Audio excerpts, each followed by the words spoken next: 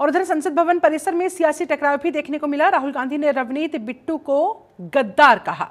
रवनीत बिट्टू को मेरा गद्दार दोस्त कहते हुए राहुल गांधी ने संबोधित किया और राहुल गांधी से रवनीत बिट्टू ने हाथ भी नहीं मिलाया। दरअसल हाथ बढ़ाने पर भी रवनीत बिट्टू ने राहुल गांधी से हाथ मिलाना उचित नहीं समझा और उसके बाद फिर रवनीत बिट्टू ने इस इंसिडेंट पर, इस सियासी टकराव पर अपना रिएक्शन भी दिया। अपनी प्रतिक्रिया देते हुए उन्होंने कहा कि देश के दुश्मनों के साथ नहीं बैठ सकते।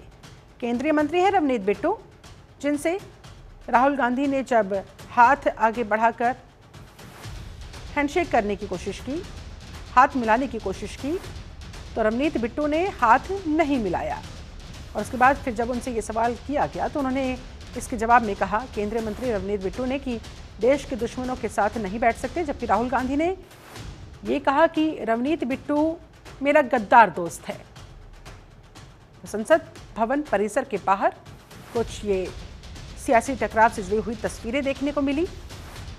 ये देखिए, रवनीत बिट्टू राहुल गांधी से बातचीत करते हुए और अचानक से राहुल गांधी आगे की तरफ आते हैं, हाथ आगे बढ़ाते हैं हाथ मिलाने के लिए, हैंडशेक करने के लिए, लेकिन रवनीत बिट्टू हाथ नहीं मिलाते और आगे बढ़ जाते हैं।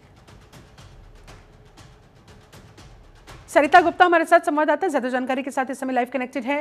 सरिता, राहुल गांधी चीन घुसपैठ मुद्दे को लेकर लगातार हमलावर है, सदन के अंदर भी सदन के बाहर भी बार बार सवाल को उठा रही हैं, सरकार को घेरते हुए पूछ रही हैं कि सरकार क्या छिपाना चाहती है।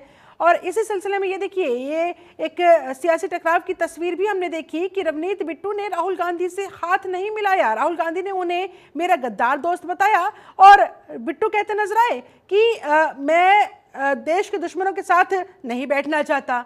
ये किस तरह की राजनीतिक सिनेरियो इस समय क्रिएट हो रही है?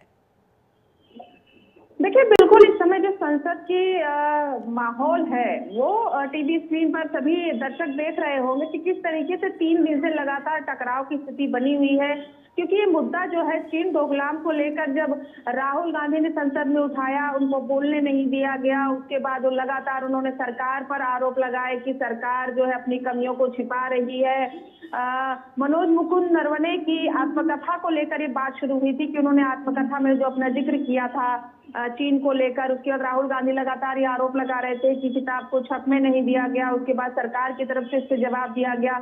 उसके बाद फिर राहुल गांधी ने बोलने की कोशिश की गई, उनको नहीं बोलने दिया गया। उसके बाद उनके ही 8 सांसदों को कल निलंबित कर दिया गया था पूरे बजट सत्र के लिए।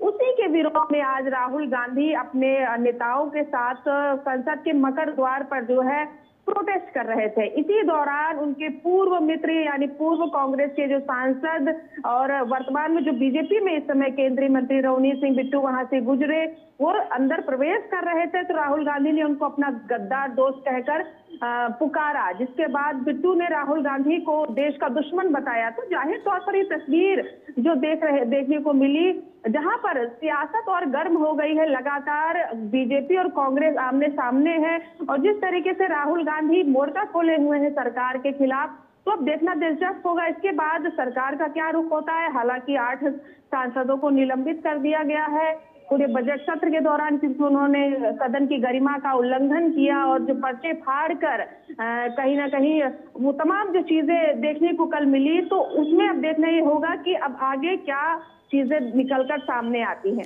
लेकिन जिस एक सवाल को लेकर टकराव हो रहा था कि ऐसी कोई बुक पब्लिश ही नहीं हुई है, राहुल गांधी हाथ में किताब लेकर वहां संसद परिसर में पहुंच गए, किताब दिखाकर कहने लगे कि पीएम को ये किताब दूंगा ताकि वो खुद पढ़ ले।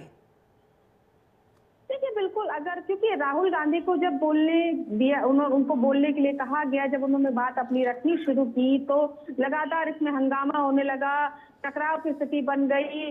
सरकार की तरफ से रक्षा मंत्री राजनाथ सिंह की तरफ से कहा गया कि आप ऐसे तथ्यों की बात कर रहे हैं जो तथ्य सही नहीं है। तब राहुल गांधी ने कहा कि मैं बिना तथ्यों की बात नहीं करता हूँ, 100% ऑथेंटिक तथ्य मेरे पास है। और लगातार वो नरवणे की आत्मकथा का जो एक पन्ना था वो दिखा रहे थे और साफ तौर पर ये कह रहे थे कि उस वक्त चीन के जो 4 टैंक है वो भारत की सीमा के 100 मीटर की दूरी पे थे, यानी आंतरिक सुरक्षा पर ही राहुल गांधी ने सवाल उठाए थे, जिसके बाद रक्षा मंत्री, गृह मंत्री किरण रिजिजू, तमाम नेता इसका विरोध कर रहे थे। सबने इसका विरोध किया और उसके बाद राहुल गांधी को बोलने नहीं दिया जा रहा था। फिर वो बाहर आकर उन्होंने पत्रकारों से कहा कि मुझे बोलने नहीं दिया जा रहा है, मेरी बात नहीं सुनी जा रही है।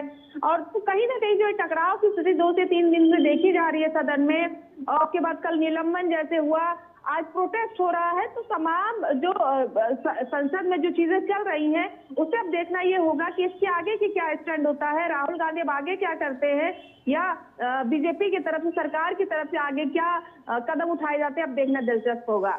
ठीक है सरिता, नजर बनाए रखिएगा। फिलहाल आपका बहुत शुक्रिया इस पूरी बातचीत के लिए, इस अपडेट के लिए।